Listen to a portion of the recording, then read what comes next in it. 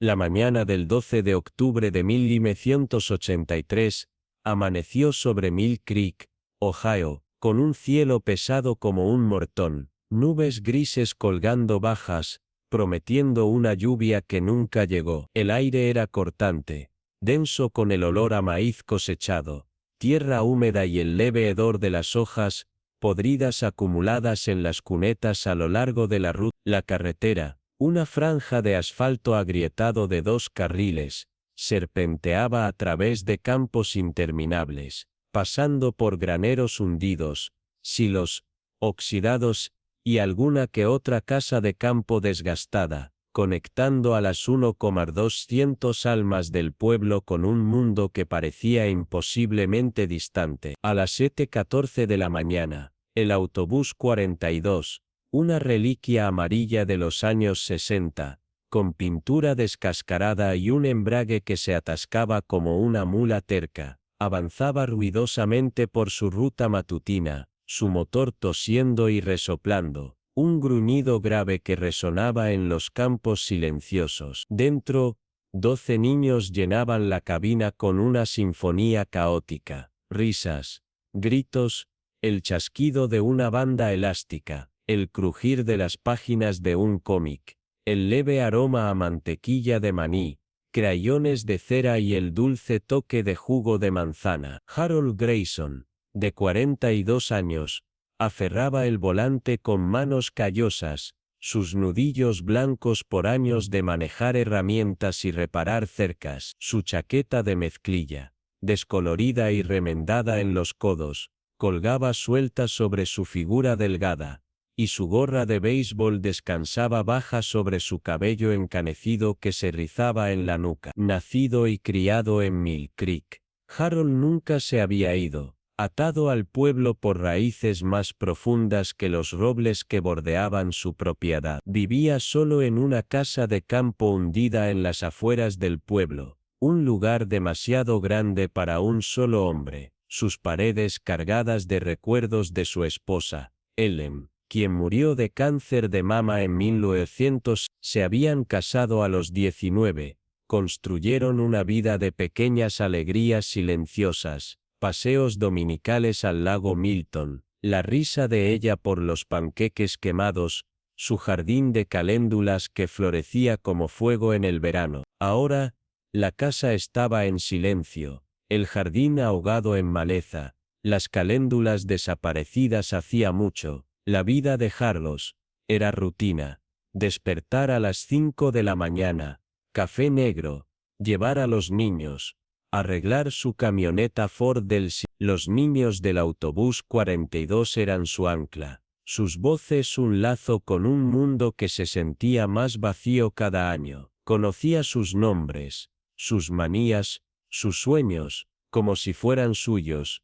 Una familia improvisada para llenar el vacío que dejó Ellen. En la tercera fila, Tommy Weber, de 8 años, apretaba su lonchera de Spider-Man, su logo rojo y azul rayado por meses de ser arrojada al polvo durante el recreo. Su sonrisa desdentada brillaba, mientras intercambiaba un Twinkie por un paquete de cartas de béisbol con Michael Chen, su mejor amigo desde el jardín de infantes. Tommy era el payaso de la clase, siempre listo con un chiste de toc-toc, su risa un escudo contra el silencio de casa. Su padre, Greg, se fue en 1981, dejando a Tommy y a su madre, Linda, en un tráiler alquilado en las afueras del pueblo. Linda trabajaba turnos dobles en el Mill Creek Diner, sus manos agrietadas por el agua de fregar, sus ojos cansados pero fieros de amor. Tommy ayudaba con las tareas,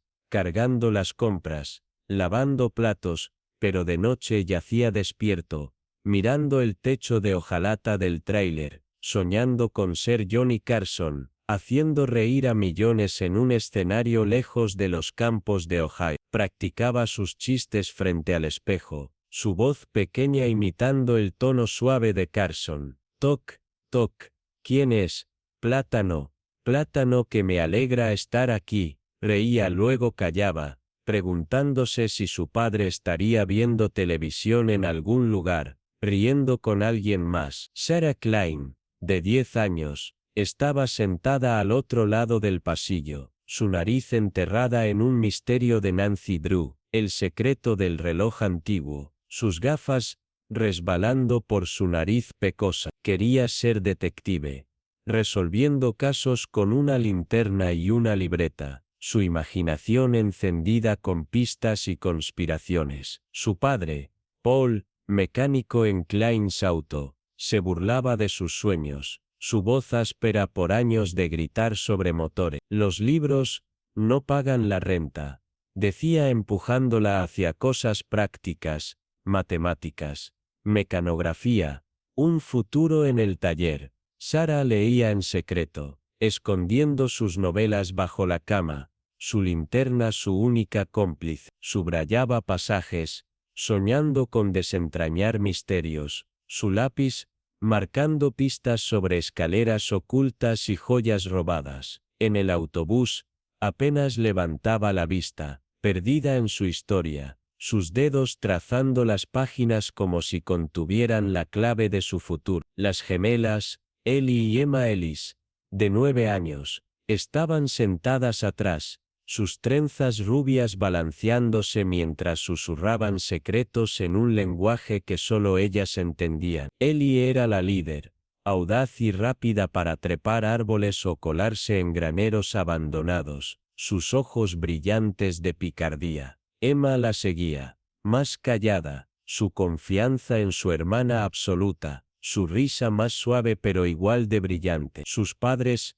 Mary y Tom, regentaban Ellis Grosse, una tienda estrecha en Main Street, sus días largos y sus temperamentos desgastados por equilibrar libros y surtir estantes. Las gemelas encontraban libertad en su compañía mutua, su vínculo una fortaleza contra el estrés de sus padres, sus risitas una rebelión contra el peso del mundo. En el autobús, jugaban un juego, pasándose una nota doblada de un lado a otro, cada una añadiendo un dibujo tonto, un gato con sombrero, un perro con gafas, hasta que se deshacían en risas, sus trenzas rebotando. Y Russo, de 7 años, estaba cerca del frente, usando su inhalador, su asma empeorando con el frío húmedo del otoño. Pequeño y nervioso, revisaba su reloj obsesivamente, aterrado de llegar tarde a la escuela, a la cena, a la vida. Su madre,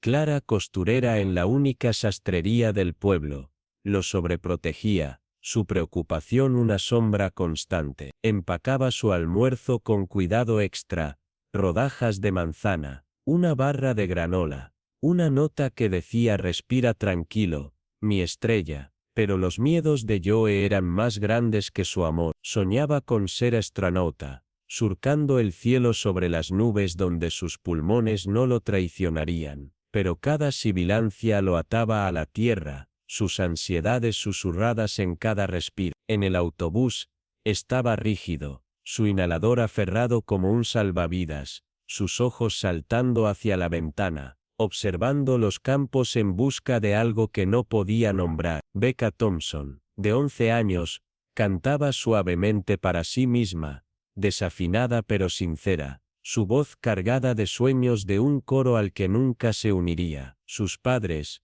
Roy y Diane, trabajaban en la fábrica de neumáticos en Canton, sus turnos dejando poco tiempo o dinero para clases. Becca cantaba en los campos detrás de su tráiler, su voz mezclándose con el viento, sus canciones sobre ríos y estrellas inventadas por ella misma. Tarareaba en el autobús, su melodía tenue pero persistente, una licenciosa rebeldía contra un mundo que le decía que fuera práctica. Sus compañeros a veces se burlaban, pero Harold miraba por el retrovisor, una pequeña sonrisa tirando de sus labios, su voz un recordatorio del tarareo de Ellen mientras trabajaba en el jardín. Michael Chem, de 9 años, dibujaba dinosaurios en su tarea de matemáticas, sus lápices esparcidos por el asiento como huesos dispersos. Quería ser paleontólogo, desenterrando secretos del pasado,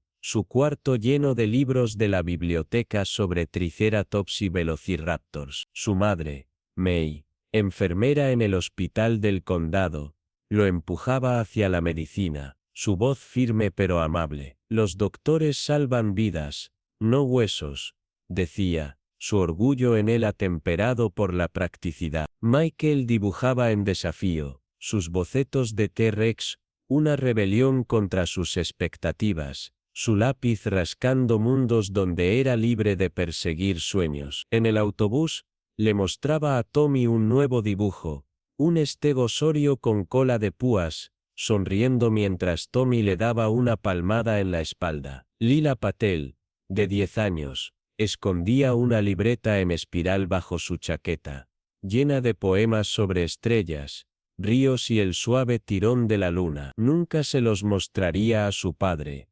Bekram, farmacéutico que valoraba las calificaciones sobre los sueños, su acento cortante por años en Ohio tras mudarse de Gusserit. La poesía no paga, decía, sus ojos en su boleta de calificaciones, no en sus palabras. Lila escribía en secreto, sus poemas, un refugio de sus expectativas, su pluma trazando líneas como el río sabe a dónde va incluso cuando yo no lo sé. En el autobús, garabateaba en su libreta, su letra pequeña, sus ojos vigilando que nadie viera. Danny Ortiz, de 8 años, alardeaba de su patineta, una tabla destartalada que encontró en una venta de garaje, aunque lloraba cuando se caía, su valentía enmascarando el miedo a decepcionar a sus hermanos mayores, Miguel y Carlos, en secundaria, sus vidas ruidosas con fiestas y peleas. Danny quería ser como ellos, duro e intrépido, pero sus raspaduras y moretones contaban otra historia. En el autobús, hablaba con grandilocuencia, diciendo que había hecho un kickflip, pero Tommy lo molestaba. Sí, claro, caíste de nalgas. Y Danny reía, sus mejillas rojas, su corazón acelerado. Jenny Holt, de 9 años, dibujaba caballos en sus carpetas, su lápiz esbozando crimes y cascos con la precisión de una soñadora. Rogaba a sus padres granjeros, Mabel y Jim, por un caballo, su voz brillante de esperanza. Ellos se negaban, sus rostros tensos por la culpa, incapaces de costearlo con los ingresos de la granja, sus campos apenas dando para sobrevivir. Jenny pedaleaba hasta el borde de la granja Holt, observando los caballos del vecino, nombrándolos en su cabeza, Estrella, Trueno, Medianoche. En el autobús, le mostraba a Sara un dibujo, susurrando, algún día, tendré uno. Timmy Brooks, de 7 años, coleccionaba tapas de botellas, sus bolsillos tintineando con ellas, soñando con una dulcería donde vendería caramelos a todos los niños del pueblo. Su familia vivía en un apartamento estrecho sobre la ferretería, su padre, Bill, conserje, su madre, Susan, cajera a medio tiempo. El optimismo de Timmy era una luz en su pequeño mundo, su charla sobre chicles y regaliz, un zumbido constante. En el autobús, clasificaba sus tapas, intercambiando una de Pepsi por un lápiz de Michael, su sonrisa amplia. Rachel Cohen, de 10 años, leía libros de astronomía, su mochila llena de copias de la Biblioteca de las Estrellas, una nueva forma de verlas. Nombraba constelaciones en su patio trasero, su dedo trazando el cinturón de Orión. Su padre rabino, David, orgulloso pero desconcertado por su obsesión. Dios creó las estrellas, decía, pero ¿por qué las amas tan? Rachel no sabía cómo explicar el atractivo del cielo, su vastedad, una promesa de algo más grande. En el autobús, señalaba por la ventana, contándole a Nate sobre Casiopea, su voz suave pero segura. Nate Evans, de 11 años, jugaba baloncesto, su figura desgarbada esquivando defensores en la cancha escolar, sus tiros torpes pero determinados. Su padre John, una ex estrella de secundaria, convertida en agente de seguros, Lo presionaba fuerte, su voz resonando en los entrenamientos. Tienes mis genes, Nate, no los desperdicies. Nate ocultaba su miedo a fallar, su estómago anudado por la presión. En el autobús, rebotaba una pequeña pelota de goma, sus ojos distantes, soñando con un juego donde no sentía la sombra de su padre. El autobús se acercó a Deadman's Bend, un cruce de ferrocarril, donde la Ruta 17 se encontraba con vías abandonadas desde los años 50, su acero oxidado, sus traviesas, podridas. El nombre venía de una leyenda más antigua que el propio Mill Creek, susurrada en bares, sótanos de iglesias y alrededor de mesas de cocina. En 1897, un tren de carga descarriló en el cruce, matando a su conductor, Elias Crow, un hombre solitario, que manejaba la ruta de medianoche de Canton a Youngstown. Los lugareños decían que su linterna se balanceaba en la niebla, su silbato llamaba a almas perdidas, su sombra persistía donde las vías se encontraban con la carretera. La historia era vieja, desgastada, contada para asustar a los niños de acercarse demasiado, pero el cruce se sentía mal, el aire más pesado, la niebla más densa que en cualquier otro lugar. Una sola señal roja parpadeaba perezosamente, su luz, opacada por años de abandono. Un centinela cansado en un lugar olvidado. Harlow frenó el autobús, los frenos siseando como un suspiro, y se detuvo, el motor al ralentí con un zumbido bajo e irregular. El protocolo era el protocolo, incluso en una vía muerta. Miró las vías, medio ocultas en la niebla matutina, y esperó, sus manos firmes en el volante. Tommy lanzó un balón de papel a Danny, quien rió y se lo devolvió. Sarah pasó una página, sus gafas, resbalando. Joey usó su inhalador, su respiración superficial. El canto suave de Becca flotaba en la cabina, una melodía sobre un río que regresa a casa. En los campos cercanos, Ed Callahan, de 52 años, pausó su trabajo, apoyándose en su pala, su espalda dolorida por años de trabajar la misma tierra terca. Había crecido en Mill Creek, se casó joven, enterró a un hijo por leucemia en el 75, y cargaba ese peso en sus hombros, encorvados. Levantó la vista, viendo el autobús detenido, su escape enroscándose en la niebla como señales de humo. Luego lo oyó, un silbato, agudo y lastimero, no como ningún tren que hubiera conocido en sus años cerca de las vías. Cortó la mañana, erizando los vellos de su nuca, un sonido que no pertenecía, vivo y quejumbroso, como un llanto de algo perdido. Mabel y Jim Holt, trabajando en su propio campo a un cuarto de milla, también lo oyeron, sus cabezas levantándose de la cosecha. Mabel, de 40 años, su cabello atado con un pañuelo descolorido, se congeló, sus manos apretando el azadón. Jim, de 42, entrecerró los ojos en la niebla, su ceño fruncido, sus manos callosas por años de arar. El silbato no era mecánico, era vivo, un lamento que se clavaba en los huesos. La niebla se espesó, girando alrededor del autobús como dedos que se cerraban, y cuando se disipó momentos después, el autobús había desaparecido, sin chirrido de neumáticos, sin choque, sin rugido de un motor desvaneciéndose, solo silencio, pesado y equivocado del tipo que presiona contra tu pecho. Ed dejó caer su pala, su corazón latiendo fuerte, y corrió al cruce, sus botas hundiéndose en la tierra blanda, su respiración entrecortada. Mabel, Jim, gritó su voz quebrándose como madera seca. Corrieron hacia él, sus rostros pálidos, sus alientos visibles en el aire frío. Estaban en el cruce, mirando la carretera vacía, las vías intactas, sin rastro del autobús de 40 pies. Estaba justo ahí, balbuceó Ed, señalando las vías, sus manos temblando.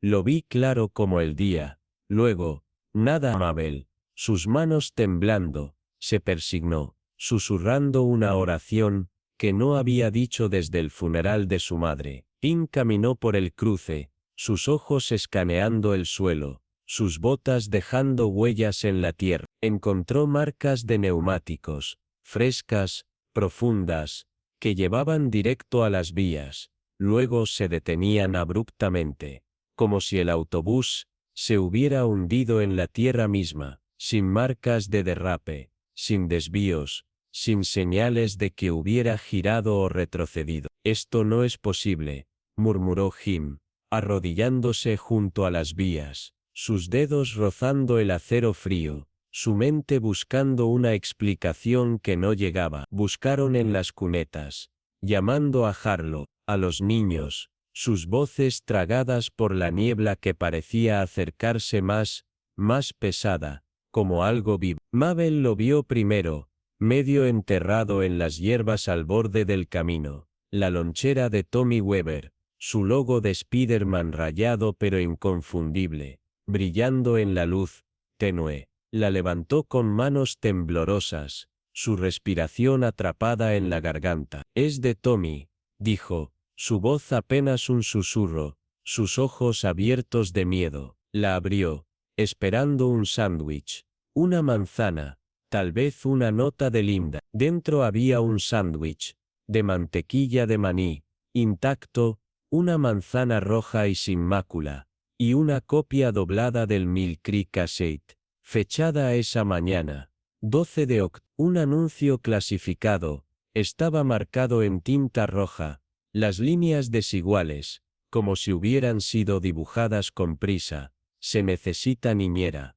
solo noches, llamar el número era local, con código de área 48 Giove, pero cuando Jim corrió a un teléfono público en la gasolinera a una milla y marcó, sonó a una línea muerta, el silencio al otro lado más frío que la niebla, un vacío, que no ofrecía respuestas. El sheriff Dan Carver recibió la llamada a las 7:32 de la mañana, su café aún humeando en su escritorio en la oficina del sheriff de Mill Creek, un edificio de ladrillo, achaparrado con pintura descascarada, una celda de detención, y una radio que crepitaba con estática. A los 50, Dan era un hombre de rutina, su vida medida en tazas de café, rutas de patrulla y alguna que otra multa por exceso de velocidad, entregada a adolescentes que corrían por la ruta. Su cojera, un recuerdo de una lesión de fútbol en la secundaria que acabó con sus sueños de jugar en la universidad,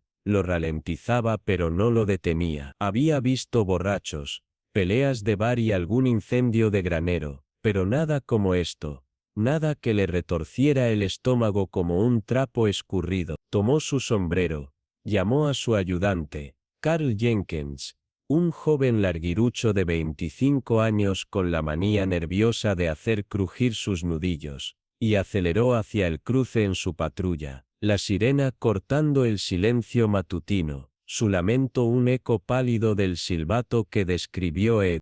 La escena en Dead Man's Bend era un caos. Un nudo de miedo y confusión. Ed, Mabel y Jim estaban junto a las vías, hablando unos sobre otros, sus voces agudas por el pánico, sus manos gesticulando salvajemente. Ed señaló el lugar donde estaba el autobús, sus manos temblando, su rostro pálido bajo su gorra gastada. Estaba justo ahí Dan, lo juro, amarillo como el día, detenido, luego puff.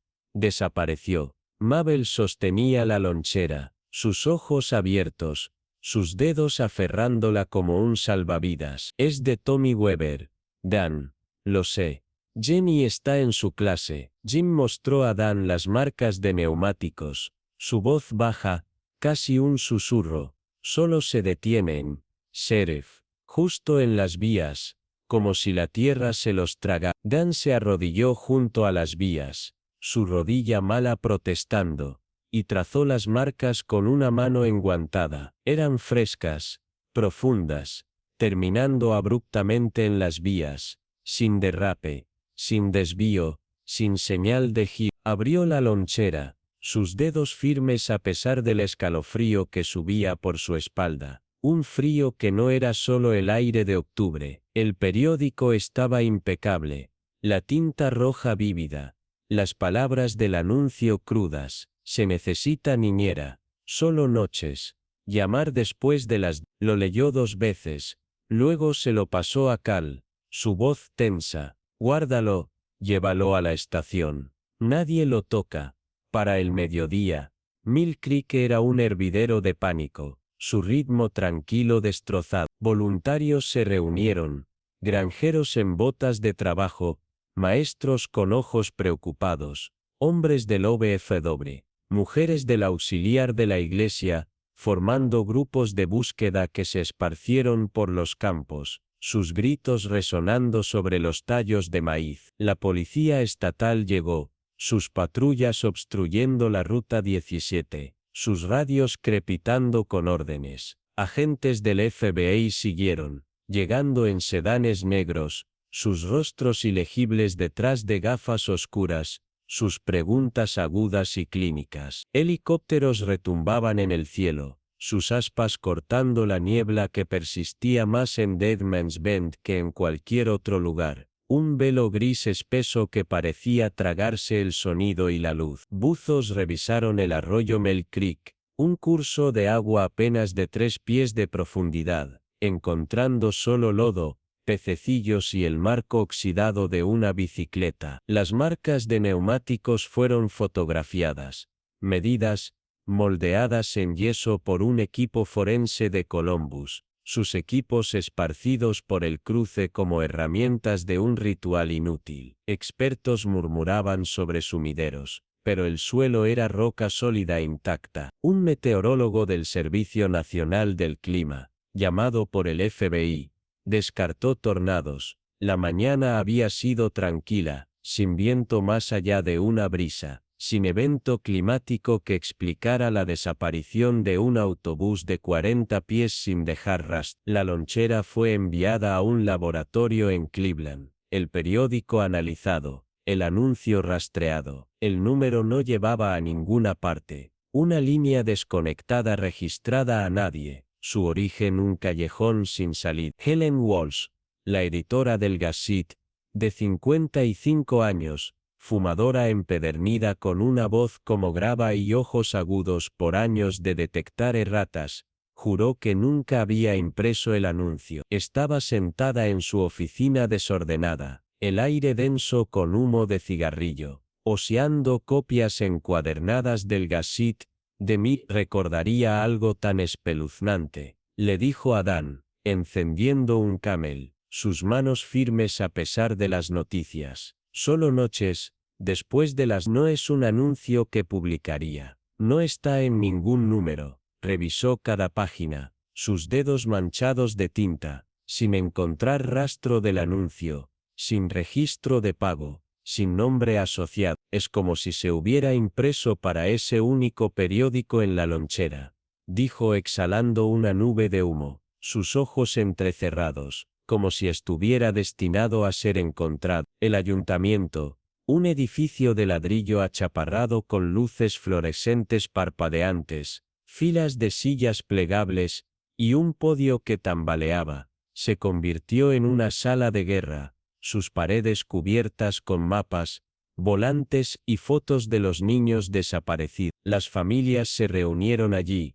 sus rostros pálidos, sus manos aferrando reliquias de sus hijos, fotos, juguetes, un suéter favorito. Linda Weber se sentó en la primera fila, la lonchera de Tommy en su regazo, sus dedos trazando el logo de Spider-Man como si pudiera traerlo de vuelta. Nunca la olvida, susurró, sus ojos rojos de llanto, su voz quebrándose. Amaba esa cosa.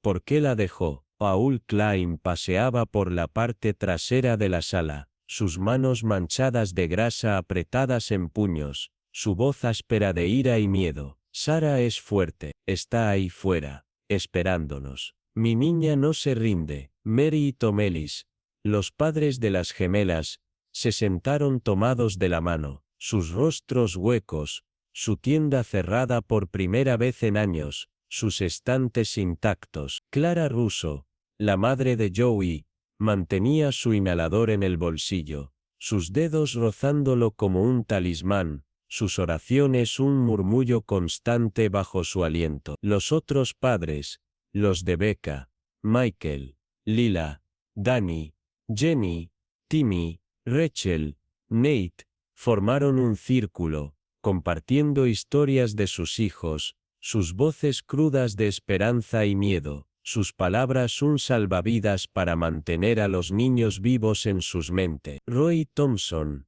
el padre de Becca, un hombre robusto con manos de obrero de fábrica, habló de su canto, como tarareaba en la cocina, su voz brillante aunque desafinada, sus canciones sobre ríos y estrellas, una luz en su pequeño tráiler. Diane, en su madre, asintió, las lágrimas cayendo, diciendo que Becca cantaba para su hermano menor, calmándolo cuando lloraba. Mei Chen, la madre de Michael, mostró un boceto de un velociraptor que él había dibujado, su orgullo batallando con su pena, su voz suave mientras describía su cuarto, lleno de libros de dinosaurios y fósiles encontrados en el arroyo. Vikram Patel, el padre de Lila, se sentó rígido, su silencio pesado, incapaz de admitir que nunca había leído sus poemas, su enfoque siempre en sus calificaciones, su futuro como médico o ingeniero. Rosa Ortiz,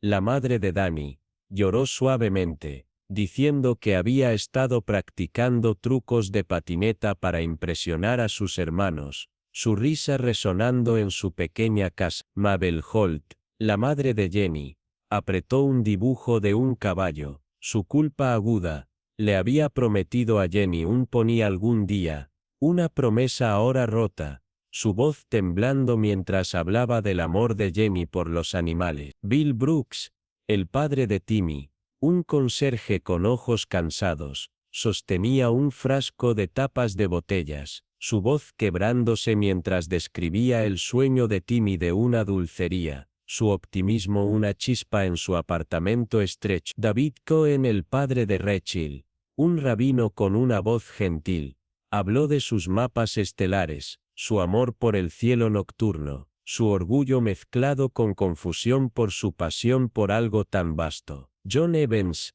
el padre de Nate, una exestrella de baloncesto convertida en agente de seguros, admitió que había presionado demasiado a Nate, su arrepentimiento un peso que no podía quitarse, su voz baja mientras describía los tiros torpes de Nate en la cancha, su determinación brillando a través. La vida de Harold Grayson fue destrozada, diseccionada por la policía, reporteros y vecinos desesperados por respuestas. Su casa de campo, a una milla del pueblo, fue registrada de arriba abajo, sus habitaciones aireadas para que extraños hurgaran. Su camioneta Ford del 72 fue confiscada, su motor frío, sus llaves aún en el encendido desde su último viaje. Sus pertenencias fueron catalogadas. Una pila de novelas de Louis L'Amour, gastadas y con las esquinas dobladas. Una radio sintonizada en una emisora de country, su dial atascado en Oboloquesuu. Una foto de Ellen en la repisa, su sonrisa congelada en 1997. Los vecinos lo describían como callado,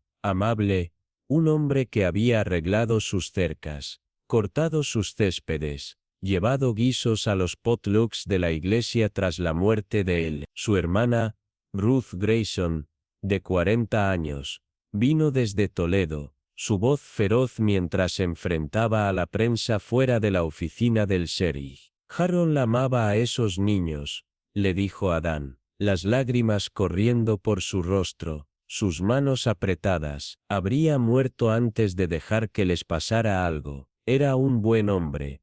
Dan, lo sabes, pero los rumores se extendieron, alimentados por el miedo y la necesidad de un chivo expiatorio. Harold estaba deprimido, bebía, escondía algo, planeaba huir. Las marcas de neumáticos contaban una historia diferente, sin desvíos, sin escape. pero la sospecha se aferraba a él como la niebla en Deadmans, pesada e implacable. Dan registró la casa de Harm, él mismo. Tarde en la noche, el haz de su linterna cortando las habitaciones oscuras. Encontró un diario personal, no el que aparecería después, sino un pequeño libro encuadernado en cuero escondido en un cajón de la mesita de noche. Las entradas eran escasas, escritas en la cuidadosa caligrafía inclinada de Harm, recuerdos de Ellen, arrepentimientos por un hijo que nunca tuvieron, notas sobre los niños de su ruta. 5 de octubre de 1983, Tommy contó un chiste nuevo hoy, algo sobre un plátano. Me hizo reír. Sarea está leyendo otro misterio, siempre con la nariz en un libro.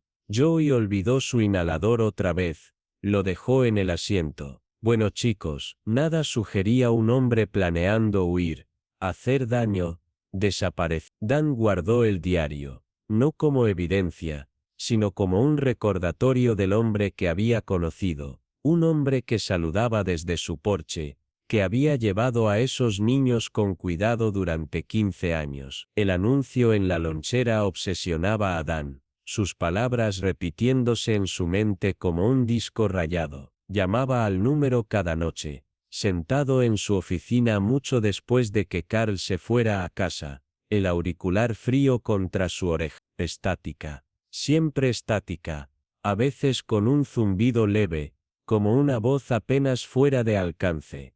Miraba el anuncio, fotocopiado y clavado en su tablón, la tinta roja vívida, las palabras burlándose, se necesita niñera, solo noches, llamar después de las. Condujo al cruce solo una noche, el 20 de octubre, la niebla espesa, la luz roja de la señal, apenas un resplandor. Estuvo junto a las vías, el haz de su linterna tragado por la niebla, y esperó. El silbato llegó, débil y equivocado, no mecánico sino vivo, un lamento que aceleró su corazón. No se lo contó a Carl, no se lo contó a Ruth, no se lo contó a nadie. No era un hombre que creía en fantasmas, pero ese sonido no estaba bien, no era natural.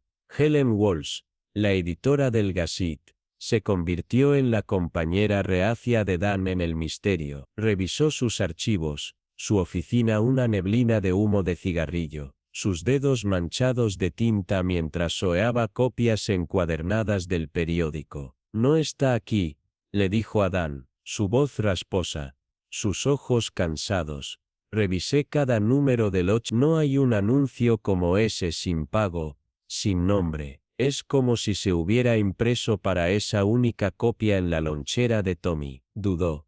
Luego le habló de Elias Crowell, el conductor del accidente de 1897, su voz bajando a un susurro. Los mayores decían que era extraño. Dan hablaba con sombras, trabajaba en la ruta de medianoche. Después del accidente, nunca encontraron su cuerpo. Decían que se llevaba a los niños. Ofrecía paseos que nunca terminaban. Solo historias, pero encendió otro cigarrillo, sus manos temblando ligeramente. Dan no creía en leyendas, pero el silbato que había oído persistía, un sonido que no podía explicar. La investigación se extendió por semanas, luego meses, un desgaste implacable que agotó al pueblo. El FBI trajo perfiladores, que construyeron teorías sobre secuestros, cultos, incluso trata de personas, pero nada encajaba con la evidencia, o su falta. Geólogos probaron el terreno, sin encontrar fallas ni sumideros. Una psíquica, contratada por un padre desesperado, afirmó que el autobús estaba atrapado en un pliegue del tiempo, sus palabras descartadas por Dan pero susurradas en el dinero. Los grupos de búsqueda disminuyeron a medida que la esperanza se desvanecía, los voluntarios regresando a sus vidas, sus ojos atormentados. Las familias se fracturaron, algunas se mudaron, incapaces de soportar el silencio del pueblo, otras se quedaron, congeladas en el duelo, sus vidas definidas por la ausencia. Linda Weber mantuvo la habitación de Tommy intacta, sus postes de Spiderman desvaídos, su cama hecha, sus juguetes dispuestos como los dejó. Se sentaba allí de noche, la lonchera en su regazo, susurrando su nombre, sus lágrimas cayendo sobre el logo rayado. Paul Klein bebía, su matrimonio con la madre de Sarah, Ellen desmoronándose bajo el peso de su ira. Caminaba por las vías al atardecer, llamando a Sarah hasta que su voz se apagaba, su botella escondida en su abrigo. Mary y Tom Ellis dejaron de hablar, su tienda de comestibles un fantasma de sí misma, sus estantes medio llenos, su puerta cerrada más a menudo que abierta. Clara Russo oraba diariamente, el inhalador de Joey en su mesita de noche, su fe lo único que la mantenía en pie, sus cuentas de rosario desgastadas. Los otros padres, Roy y Diane Thompson, Mei Chen, Vikram Patel, Rosa Ortiz, Mabel y Jim Holt, Bill y Susan Brooks, David, John Evans, envejecieron de la noche a la mañana, sus vidas un lamento de pérdida, los nombres de sus hijos, una oración, Tommy, Sarah, Ellie, Emma, Joey, Becca, Michael, Lila, Danny, Jenny, Timmy, Rachel, Nate. Mill Creek se deshizo, su corazón roto, los potlucks cesaron, reemplazados por vigilias tensas en el ayuntamiento, la asistencia a la iglesia cayó, los bancos medio vacíos mientras la duda se colaba en las oraciones. Los padres mantenían a sus hijos dentro, sus ojos escaneando el horizonte por un autobús amarillo que nunca llegaba. Deadman's Bend se convirtió en un lugar tabú, un nombre que no se decía después del anochecer, un lugar donde la niebla permanecía como una maldición. Los adolescentes, atraídos por el misterio, se retaban a pararse junto a las vías a medianoche. Ricky Parker, un estudiante de secundaria, juró que vio faros en la niebla, amarillos y parpadeantes, desaparecidos cuando parpadeó. Su novia Amy oyó risas, como niños jugando, pero los campos estaban vacíos, el aire frío, la luz de la señal se atenuó, su brillo rojo apenas una chispa, pero nadie la arregló. El cruce se sentía vivo, observando, esperando, su presencia un peso en el alma del pueblo. Para 1984, el caso estaba frío, un archivo enterrado en la oficina del Sirius, sus páginas amarillando. El FBI se fue, sus informes inconclusos, sus agentes reacios a admitir la derrota, la policía estatal dejó de llamar, sus recursos agotados. La lonchera permanecía en evidencia, el anuncio un acertijo sin resolver, sus palabras una burla, solo noches, llamar después de las 12. Mill Creek se encogió, su población disminuyendo mientras los negocios cerraban. Main Street se tapiaba, el diner medio vacío incluso en el desayuno. El cruce fue evitado, las vías dejadas para oxidarse, la niebla un sudario constante, pero las historias crecieron, faros en la niebla, risas de niños a medianoche, un silbato que no era un tren. Los nombres de los niños se convirtieron en un letanía, susurrada en los rincones silenciosos del pueblo, una herida que nunca sanó. 40 años después, en julio de 2023, Mill Creek era una cáscara de su antiguo yo, su población apenas de 600, su calle principal, una fila de escaparates vacíos, sus ventanas rotas, sus letreros desvaídos. Los campos eran salvajes, invadidos por maleza, los graneros colapsando bajo el peso del tiempo. La ruta 17 estaba más tranquila ahora, transitada principalmente por camioneros y turistas perdidos, sus baches más profundos,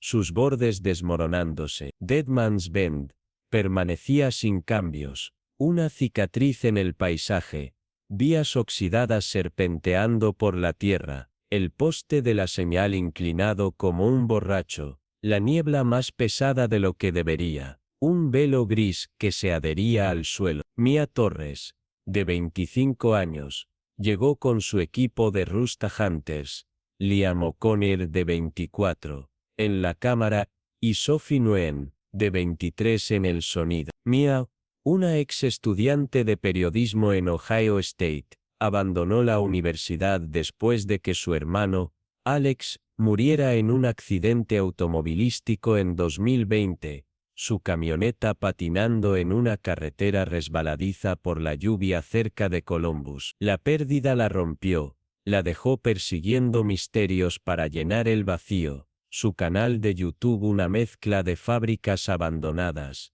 puentes embrujados y pueblos olvidados. El autobús 42, descubierto a través de un podcast de crímenes reales.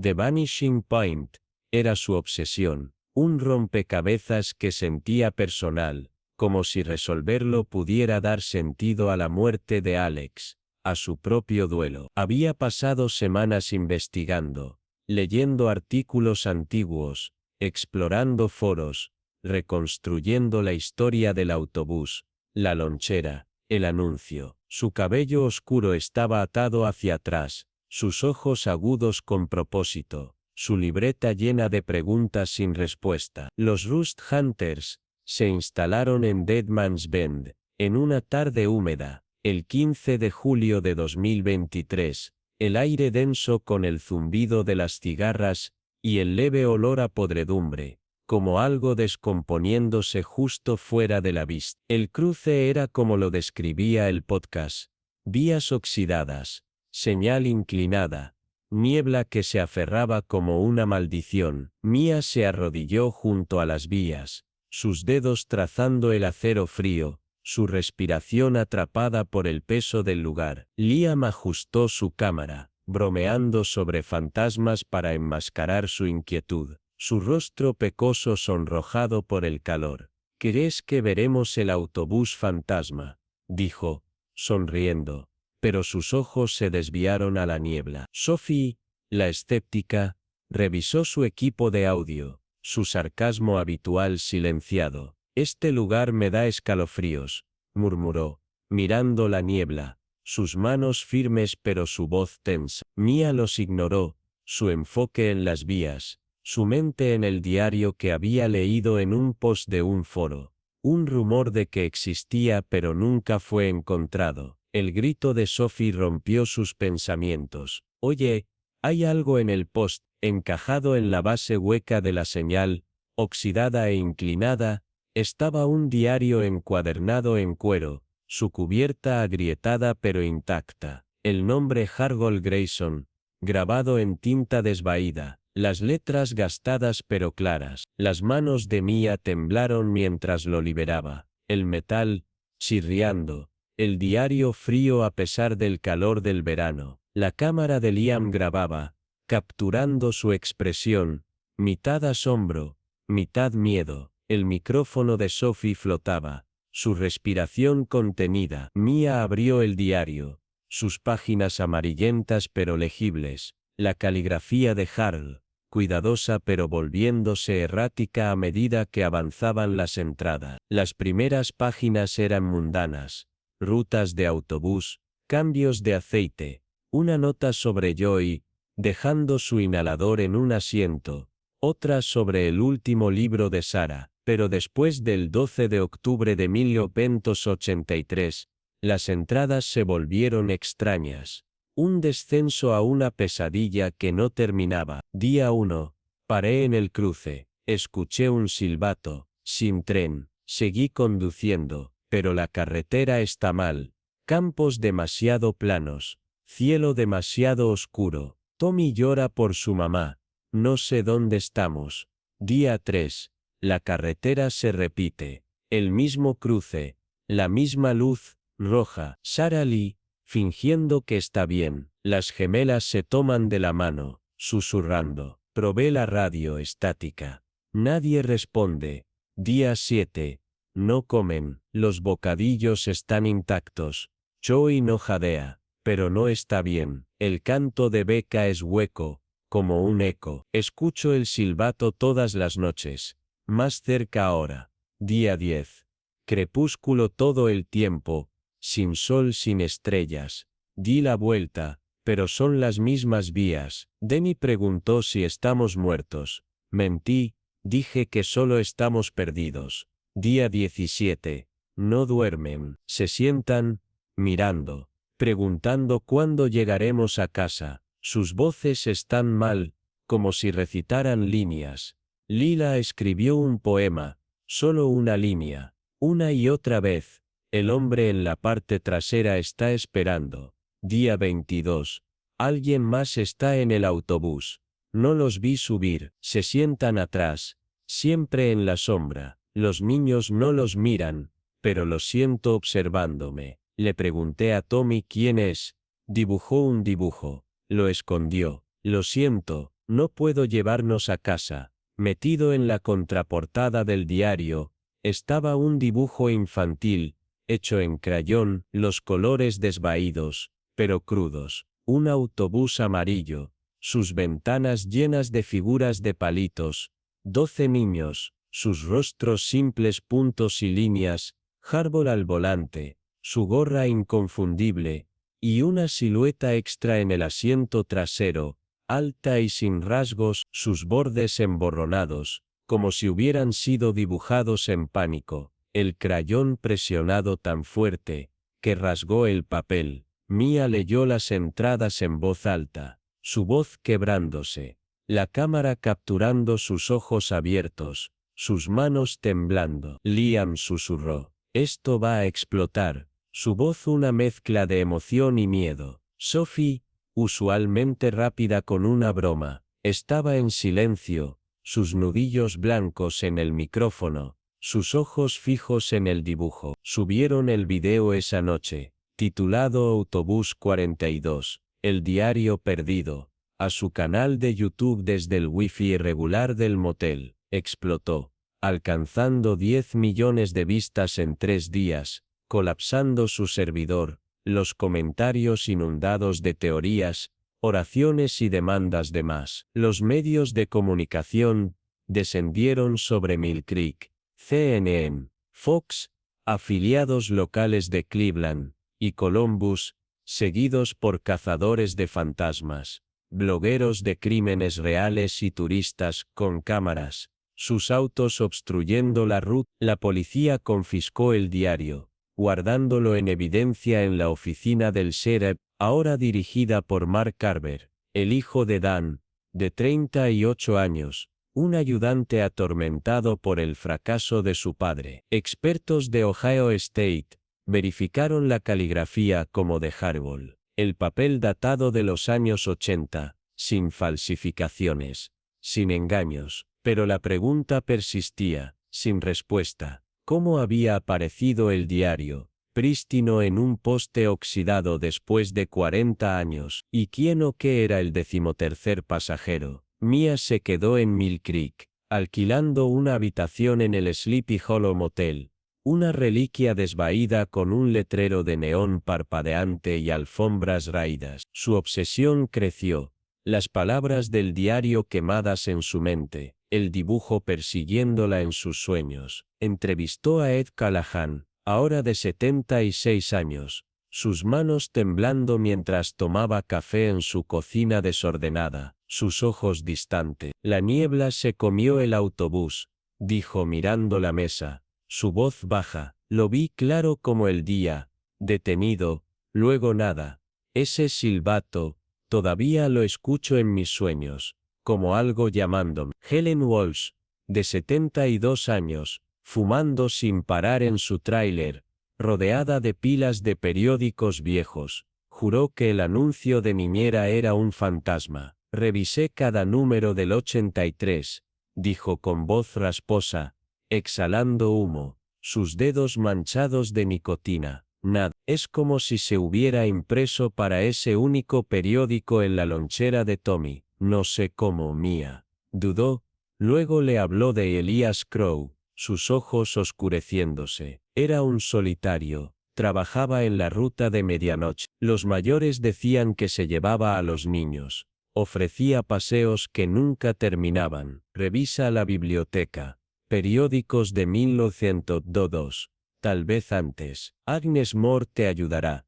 Mia visitó a las familias, su libreta llenándose con sus historias, su duelo un peso que cargaba con ella. Linda Weber, ahora de 60 años, vivía en el mismo tráiler, la habitación de Tommy un santuario, sus pósters de Spider-Man frágiles, su cama hecha, sus juguetes intactos. Le mostró a Mia la lonchera, guardada en una vitrina de cristal como una reliquia, el logo de Spider-Man desvaído pero brillante en su memoria. Amaba esa cosa, susurró Linda, las lágrimas cayendo, sus manos temblando. ¿Por qué la dejó? ¿Por qué se llevaron a mi chico? Paul Klein, de 58 años, era una sombra, sus manos de mecánico temblando por años de beber, sus ojos inyectados de sangre. Cerró la puerta de golpe tras gruñir. Déjalo, chica, despertarás algo. Mary y Tom Ellis,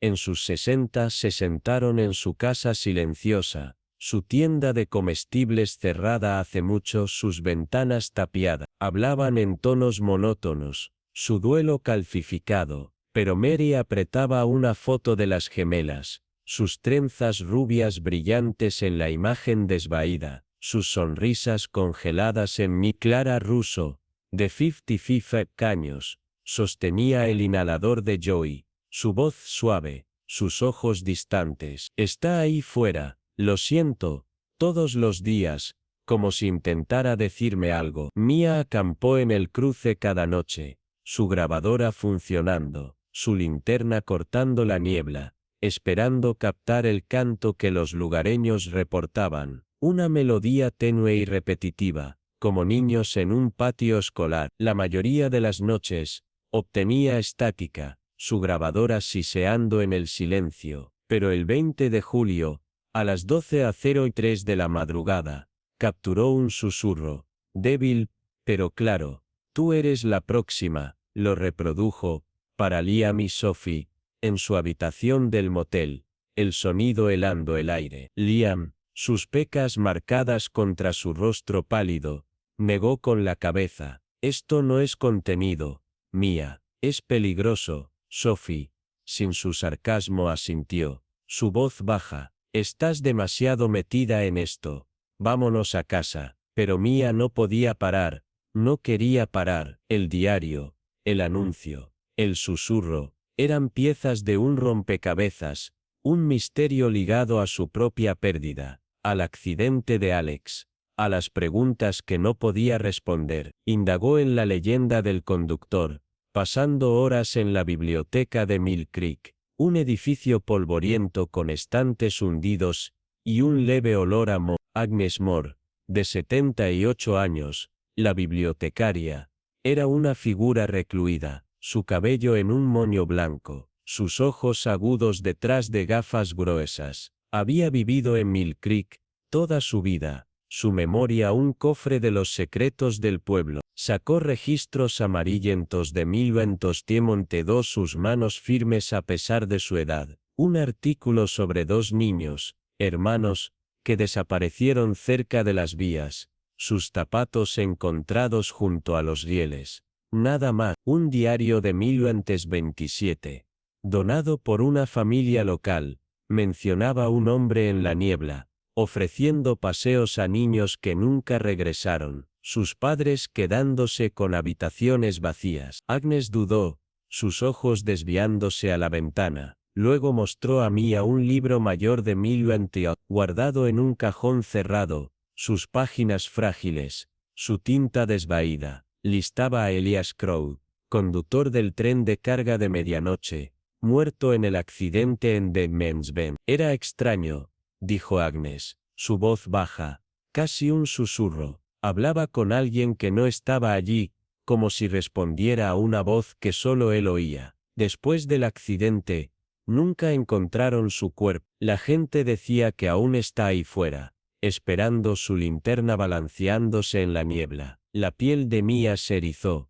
su libreta llenándose de nombres, fechas, preguntas. Las palabras del anuncio, solo noche, llamar después de las 12, resonaban con la ruta de medianoche. Una conexión que no podía ignorar. Surgió una subtrama cuando Mia conoció a Evelyn, prima de Clara Russo, de 52 años, una mujer callada, que trabajaba en la oficina de correos. Evelyn reveló un secreto familiar, su voz temblando mientras invitaba a Mia a su pequeño apartamento. El abuelo de Clara, Samuel Russo, había sido frenero en el tren de Crewe en 1897, trabajando en la ruta de medianoche. Evelyn mostró a Mia su diario, escondido en el ático de Clara, sus páginas frágiles, su cubierta de cuero agriatada. Samuel escribió sobre la obsesión de Crewe con el cruce, afirmando que llevaba a otro lugar, un sitio no en ningún mapa. Una entrada, fechada en septiembre de 1897, heló a Mia hasta los huesos. Elías dice que los niños son suyos ahora. Los escucha cantar a medianoche, llamándolo a las vías. Clara lo había mantenido en secreto, temiendo que vinculara a su familia con la maldición del cruce, su fe sacudida por la posibilidad de que su abuelo supiera más de lo que dijo. Mia fotografió las páginas, sus manos temblando, la conexión con el anuncio de Cuna 183 innegable, las palabras, solo noche es un eco del medianoche de Samuel. Apareció otro hilo cuando Mia conoció a Mark Carver, el hijo de Dan, ahora de 38 años, un ayudante del sheriff, con la cojera de su padre, y una carga más pesada. Dan había muerto en Minzioken, un ataque al corazón a los 62, su obsesión con el autobús 42 culpada por su declive. Mark, que tenía 10 años en Minzioken 83, recordaba el miedo del pueblo, la forma en que su padre cambió, su risa reemplazada por el silencio. Se reunió con Mia en el Mill Creek Diner, sus mesas de formica agrietadas, su máquina de discos rota hace mucho, y compartió las notas del caso de Dan, amarillentas y manchadas de café, guardadas en una caja de zapatos bajo su escritorio. Papá pensaba que el pueblo escondía algo, dijo Mark, su voz baja, sus ojos escaneando el dinero por escuchas. Los mayores, Helen, Agnes, algunos otros, sabían más sobre Crewe de lo que admitían. Querían que se enterrara. Le dijeron a papá que dejara de indagar. Las notas de Dan insinuaban una conspiración. Los líderes del pueblo en 1883 desalentaron preguntas sobre la historia del cruce, temiendo que removiera cosas. Una nota, garabateada con la mano temblorosa de Dan, decía: hablé con el viejo Holt, dice que lo de Crewe no fue accidente, algo se lo llevó, igual que a los niños. Mark advirtió a Mia, su voz tensa: ten cuidado, algunos aquí aún piensan que el cruce está vivo, que escucha. Mia contactó a la Darrell Voss, una investigadora paranormal de Chicago con un doctorado en folclore y una reputación por abordar casos que otros descartaban. Voss, de 50 años, llegó a Mill Creek con una camioneta llena de equipos medidores EMF, cámaras térmicas, grabadoras de audio, su cabello gris, recogido, sus ojos agudos con curiosidad y precaución. Revisó las grabaciones de Mia en el motel, su rostro sombrío mientras escuchaba el susurro. Tú eres la próxima, esto no es solo una aparición, dijo, su voz firme pero baja. El cruce es un espacio liminal, una puerta entre mundos. Algo retiene al autobús allí, y no lo suelta. Citó casos: un puente en Kentucky, una carretera en Nevada, donde la gente desapareció, sus voces captadas en cinta años después. Estás removiendo algo, Mia, advirtió, sus ojos escrutando el rostro de Mia. Ten cuidado con lo que invitas. Pero Mia no podía parar. El diario, el dibujo, el anuncio tirando de ella más profundo, un hilo ligado a la muerte de Alex, a su necesidad de respuestas. Surgió una nueva subtrama: los vigilantes, un grupo secreto de residentes mayores que se reunían en el sótano del OBFW liderados por Agnes Mo. Creían que el cruce era un lugar sagrado, una puerta a otro reino, y lo habían monitoreado desde los años 50, documentando avistamientos, faros, risas, el silbato. Agnes, sus manos temblando, admitió a Mia que encontraron el diario de Harvell, en 1984, escondido en una cuneta cerca del cruce, pero lo mantuvieron en secreto, temiendo que atrajera forasteros. Lo habían colocado en el poste de la señal en 2023, esperando que apaciguara al cruce, un ritual nacido de la desesperación. Algunas puertas no deben abrirse, dijo Agnes, su voz, un susurro, sus ojos evitando los de Mia. Mia estaba furiosa. ¿Por qué ocultarlo? Pero intrigada.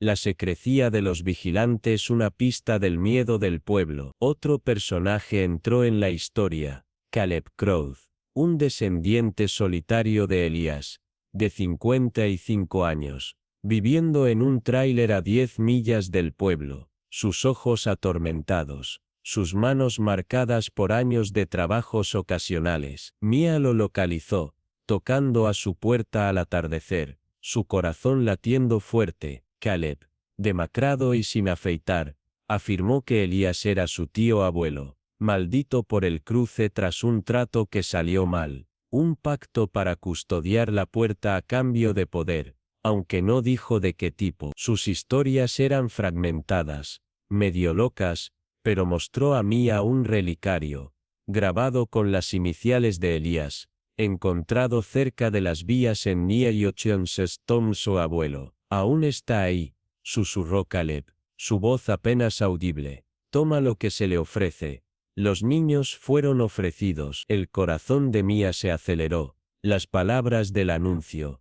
Solo noches. Llamar después de las 12 sintiéndose como una invocación, un señuelo de algo antiguo. Las noches de Mia en el cruce se intensificaron. Su equipo expandiéndose con la ayuda de Voss, instaló cámaras, capturando orbes de luz que desafiaban explicación, su movimiento errático, como luciérnagas con propósito. El 28 de julio, su grabadora captó un canto, voces de niños débiles y repetitivas, una melodía como Ring a Red y sus notas distorsionadas, como si fueran cantadas bajo el agua. El 3 de agosto, vio faros, amarillos y parpadeantes, apareciendo en la niebla, luego desvaneciéndose, su corazón latiendo mientras los perseguía, sus botas resbalando en las vías. Su cámara térmica mostró un punto frío, con forma humana, inmóvil,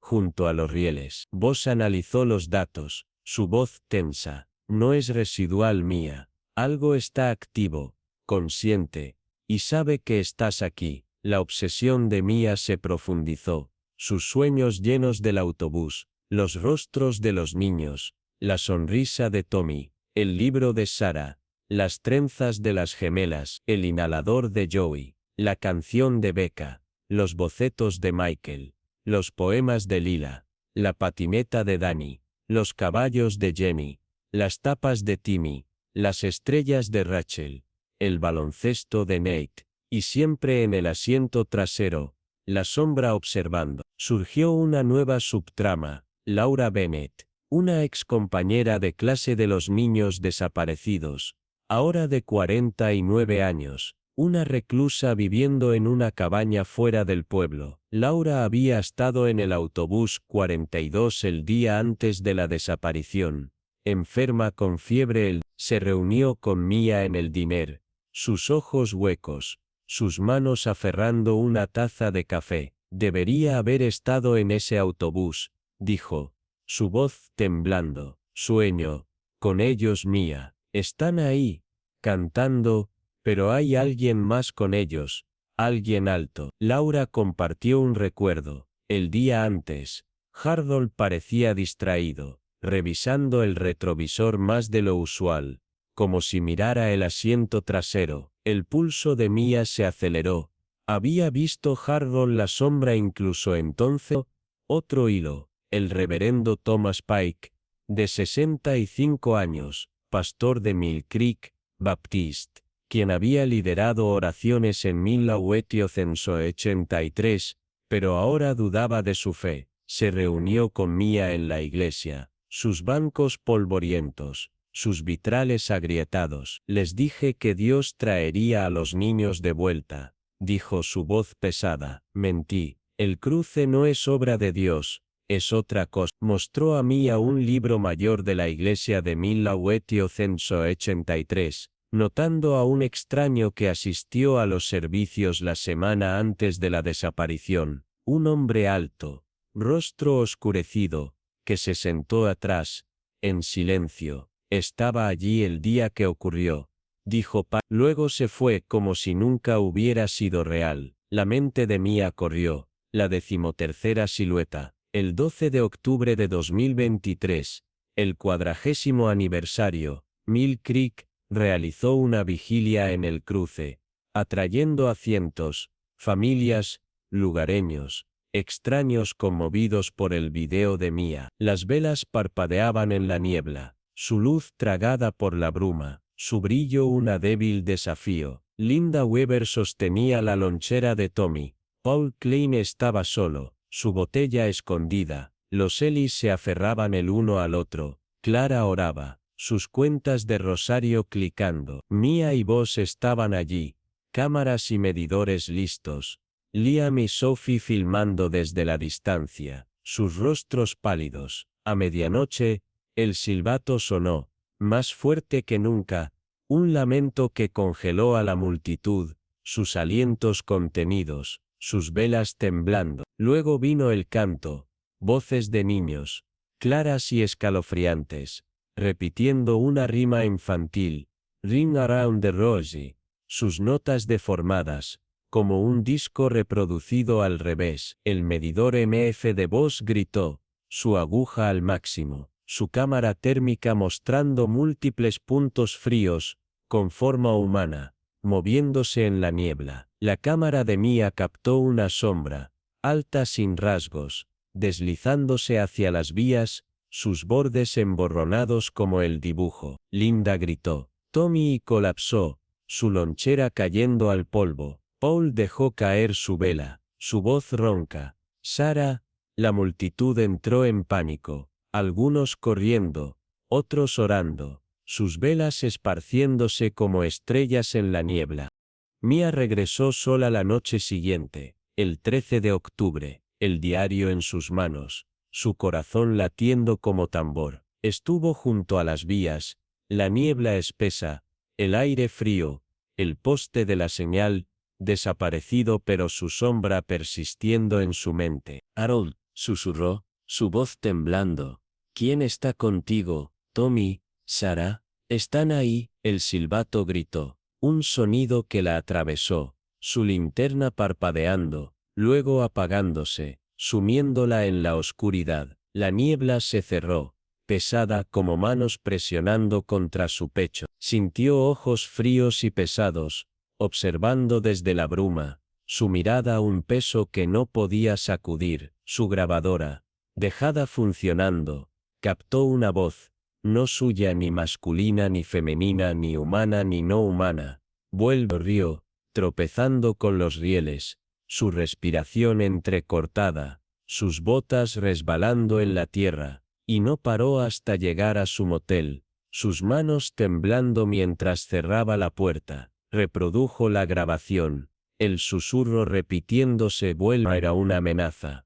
No exactamente, era una invitación, un tirón que sentía en los huesos. Mía dejó Mill Creek al día siguiente, 14 de octubre, sus maletas hechas, su equipo ido, Liam y Sophie rogándole que lo dejara ir, pero el cruce no la soltó, su niebla siguiéndola en sus sueños, su susurro en sus oídos. El poste de la señal fue desmantelado, las vías acordonadas con cinta policial, pero la niebla permanece, más espesa que en cualquier otro lugar, un sudario gris, que esconde más de lo que revela. Los lugareños evitan la ruta 17, sus historias creciendo, un camionero oyendo voces de niños en su radio CB, cantando Ring Around the Rosie, un excursionista viendo faros, amarillos y parpadeantes desvaneciéndose cuando parpadeó. Un granjero encontrando un dibujo en crayón en la tierra. Un autobús con 13 siluetas. La última emborronada. El diario está guardado en evidencia, sus páginas copiadas y compartidas en línea. Cada lector atraído por la misma pregunta. ¿Quién era el 13º pasajero? El dibujo circula. Un misterio viral.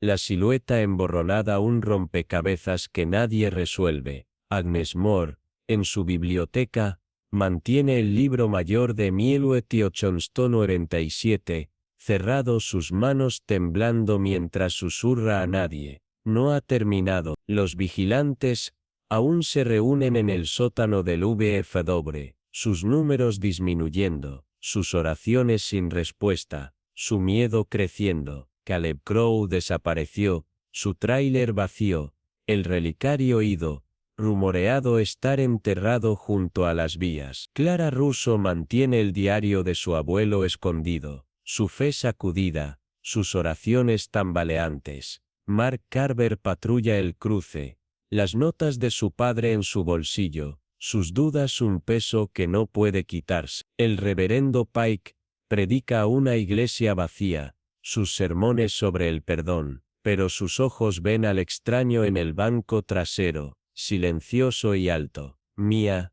de vuelta en Columbus, no puede escapar. Sube un último video, una disculpa silenciosa a las familias, su voz quebrándose, sus ojos sombreados. Pensé que podría encontrarlos, dice, sus manos entrelazadas, su libreta abierta a las palabras del anuncio. Pero algunas cosas no están destinadas a ser encontradas. Sueña con el autobús, con la sonrisa de Tommy, el libro de Sarah, las trenzas de las gemelas, el inhalador de Joey, la canción de Becca, los bocetos de Michael, los poemas de Lila, la patineta de Danny, los caballos de Jenny, las tapas de Timmy, las estrellas de Rachel, el baloncesto de Nate. Y siempre en el asiento trasero, la sombra, observando, su presencia, una pregunta que no puede responder. Se despierta con el susurro.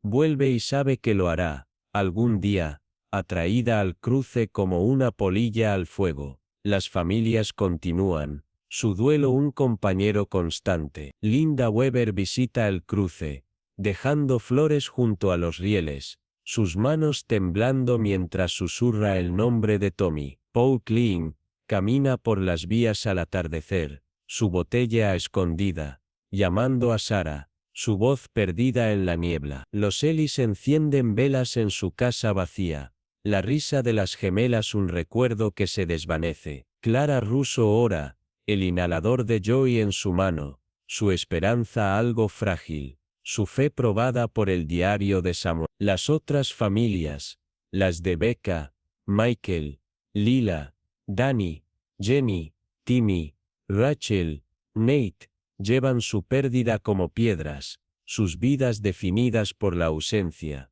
los nombres de sus hijos una oración.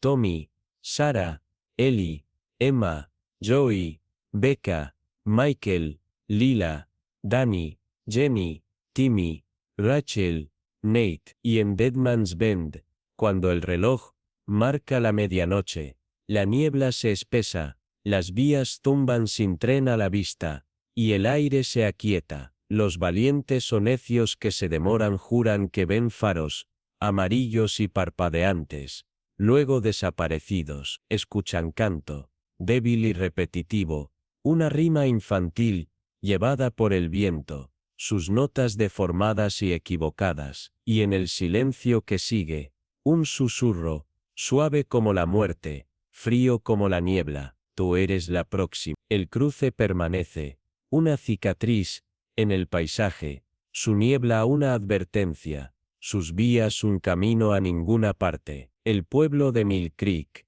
está más silencioso ahora, su gente más vieja, sus historias más pesadas. El diner sirve café a extraños, los estantes de la biblioteca acumulan polvo, Las campanas de la iglesia suenan para bancos vacíos, pero el cruce no duerme. Espera, como siempre lo ha hecho, desde que el tren de Elias Crow descarriló en 1897, desde que los niños desaparecieron en 1902, desde que el autobús 42 entró en la niebla y nunca regresó. El anuncio, solo noche, llamar después de las 12, es un acertijo sin resolver, un señuelo de algo más antiguo que el pueblo, algo que conoce tu nombre. Laura Bennett, la compañera de clase que sobrevivió, visita el cruce una vez al año, el 12 de octubre, dejando una sola vela, su llama apagada por la niebla. Sueña con sus amigos,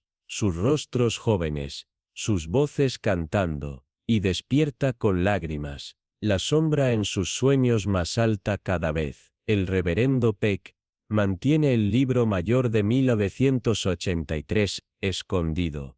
La presencia del extraño, un secreto que no puede confesar. Los vigilantes, ahora solo Agnes, y dos más, oran en el sótano del VFW, sus voces temblando, sus velas tenues. El tráiler de Calabricket Crow está cubierto de maleza, su relicario rumoreado brillar en la tierra junto a las vías, visto por un excursionista que huyó. Su historia descartada pero compartida en línea. La vida de Mia ha cambiado. Sus videos más silenciosos, sus ojos atormentados, su sueño roto por el susurro. Vuelve, guarda la grabadora, reproduciéndola en la oscuridad. La voz, un llamado que no puede ignorar. Escribe en su libreta, páginas llenas de preguntas, teorías, miedos. Es la sombra Elias Crow, custodiando su puerta. Es algo más antiguo, algo que nunca fue humano. Están los niños aún en el autobús, conduciendo una carretera que nunca termina. No lo sabe, pero lo siente, sus voces en la niebla, sus rostros en sus sueños. Y en Dead Man's Bend, la niebla nunca se disipa. No del todo, se aferra a las vías. Un sudario que esconde más de lo que revela. Los valientes o necios que se demoran escuchan el silbato, sienten los ojos, ven los faros. Los niños cantan, sus voces un bucle que nunca se rompe, una melodía que tira del corazón. Y el susurro, siempre el susurro, espera al próximo que responda a su llamado. Tú eres la próxima.